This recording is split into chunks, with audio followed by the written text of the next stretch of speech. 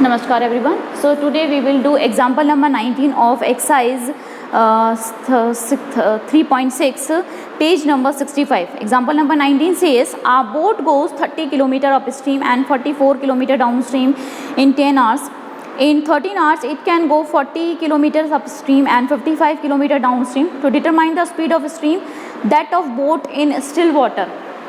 आपको क्या निकालना है, दोनों की स्पीड फाइंड आउट करनी है, बोट और स्ट्रीम दोनों की ही। तो यहाँ पे क्या बोला है कि इस क्वेश्चन में 30 किलोमीटर अप स्ट्रीम है, 44 किलोमीटर डाउन स्ट्रीम है। इन 10 आवर्स टाइम दिया हुआ है 10 hours and 13 hours. Second equation second condition दी हुई है 13 आवर्स में 40 किलोमीटर अप स्ट्रीम है, 55 किलोमीटर जो है वो डाउन स्ट्रीम है। तो क्वेश्चन देखिए 30 kilometre up stream plus 44 kilometre down stream कितने टाइम में कंप्लीट कर रहा है वो 10 आवर्स में, ठीक है। And 40 kilometre up stream plus 55 kilometre down stream कितने टाइम में कंप्लीट कर रहा है 13 आवर्स में। So speed of boat and stream की स्पीड निकालने के लिए जैसे हमने अभी कंसेप्ट देखा था, इससे पहले जो वीडियो थी उसमें कंसेप्ट देखा था, तो लेट करना पड़ेगा बोट की स्पीड को x और y स्ट्रीम की स्पीड को y। क्लियर।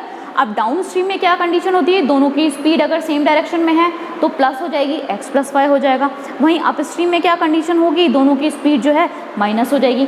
तो let speed of boat in still water is equals to x kilometre per hour and let speed of stream in still water is equals to x kilometre per hour. Clear. Effective stream, अब effective speed की बात करेंगे boat की जो कि down stream में होगी, तो effective speed of boat in down stream is equals to x plus y, क्योंकि दोनों की सेम डायरेक्शन है, दोनों सेम डायरेक्शन में दोनों की स्पीड जो होती है प्लस हो जाती है kilometre per hour. And effective speed of stream in up stream में दोनों की स्पीड माइनस हो जाती है x माइनस वाई किलोमीटर। अब यहाँ से जो फॉर्मूला देखो, टाइम की बात हो रही है, किलोमीटर के डिस्टेंस की बात हो रही है, ठीक है, स्पीड की बात हो रही है। सो हम फॉर्मूला जैसे आपको पता है, आप जो डिस्टेंस निकालते हैं स्पीड इज इक्वल्स टू, ठीक है, डिस्टेंस अपॉन टाइम। तो यहाँ पे मैं निकाल रही हूँ, इसी फॉर्मूले को मैंने कन्वर्ट कर दिया है, time is equals to distance upon speed. Time is equals to distance upon speed. तो हमारे पास जो इक्वेशंस रहेंगी वो क्या रहेंगी, इस तरह से इक्वेशंस आएंगी। टाइम हम निकालेंगे डिस्टेंस अपॉन स्पीड करके। तो डिस्टेंस आपके पास देखो कितना है, कितना दिया हुआ है, डिस्टेंस जो भी आपके पास है डिस्टेंस अपॉन स्पीड करेंगे, डिस्टेंस 30 किलोमीटर, ठीक है। देन स्पीड कितनी हो जाएगी, स्पीड हो जाएगी x प्लस वाई, फिर डिस्टेंस 44 किलोमीटर।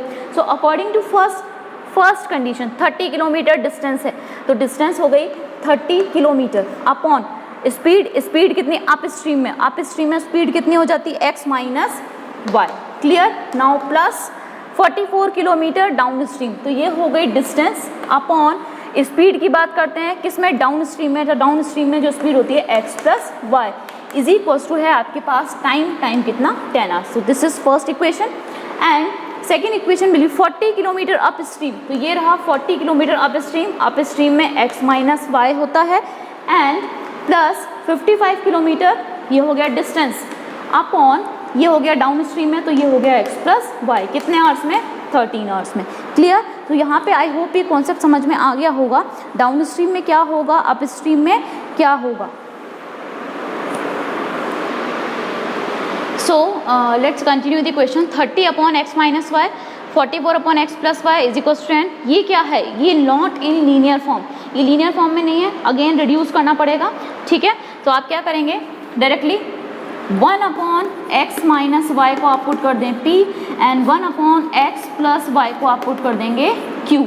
तो यहाँ पे आपके पास सिचुएशन बनेगी 30p plus 44q is equals to 10, equation number 1. Now it is in linear form and 40p plus 55q is equals to 13. This is equation number 2. अब यहाँ पे आप यूज़ कर सकते हैं, you can use substitution, elimination और cross multiplication. तो simply यहाँ पे एल्जेब्रिक मेथड हैं तीनों, वहाँ पे आप यूज़ करें। और यहाँ पे देखो ये इक्वेशंस जो हैं, ये वाली दोनों इक्वेशंस जो हैं, these are not in linear form but these equations are in linear form, क्योंकि हमने यहाँ पे 1 अपॉन एक्स माइनस वाई और 1 अपॉन एक्स प्लस वाई को सब्स्टिट्यूट कर दिया है। So let's continue the question. These equations are not in linear form, but now this is in linear form because we have substitute 1 upon x minus y is equals to p and 1 upon x plus y is equals to q. तो 30p plus 44q is equals to 10 आ गया और यहाँ पे 40p plus 55q is equals to 13 आ गया. अब यहाँ पर use करोगे आप एलिमिनेशन सब्स्टिट्यूशन किसकी, p और q की वैल्यूज़ निकालने के लिए. p और q की वैल्यूज़ निकलेंगी तभी तो हम x और y की वैल्यू निकाल पाएंगे. मैं यहाँ पे यूज़ कर रही हूँ एलिमिनेशन मेथड. अब एलिमिनेशन मेथड में क्या करना है, हमें किसी एक वेरिएबल को या तो p को या फिर q को सेम बना लेते हैं. मैं p को सेम बनाने के लिए क्या करती हूँ, multiply by this equation by 4. देखो या तो इससे मल्टीप्लाई कर लो या इससे multiply.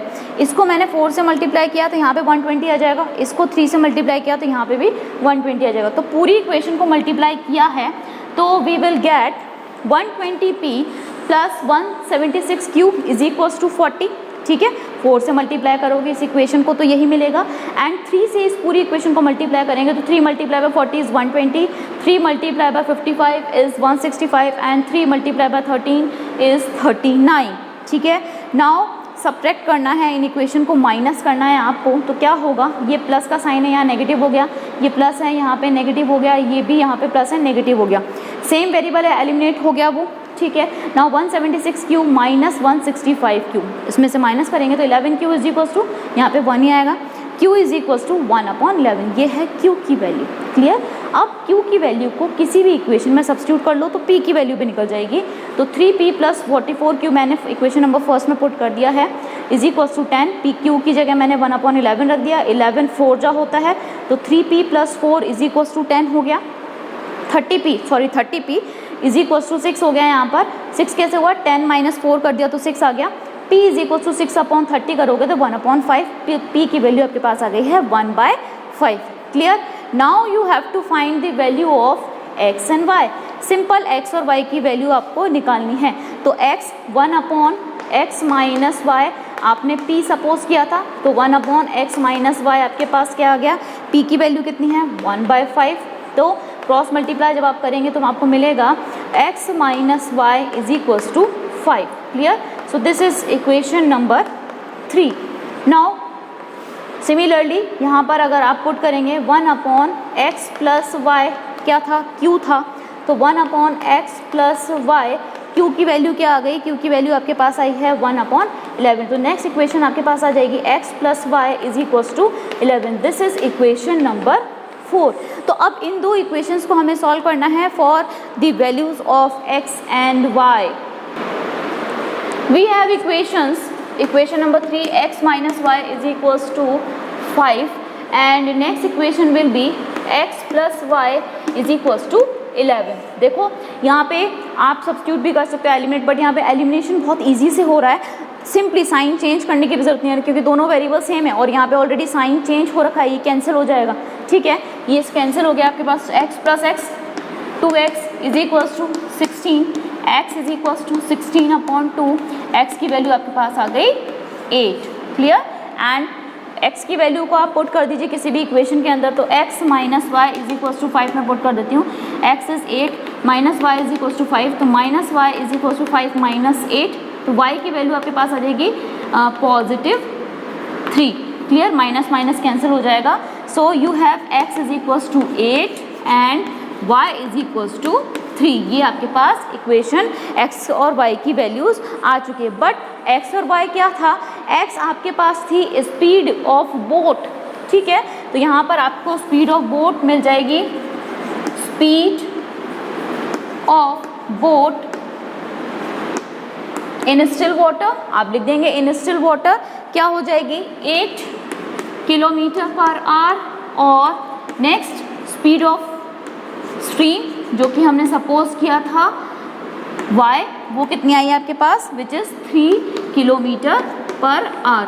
So this is whole equation, this is whole solution of this question. I hope ये क्वेश्चन आपको इजीली समझ में आ गया होगा.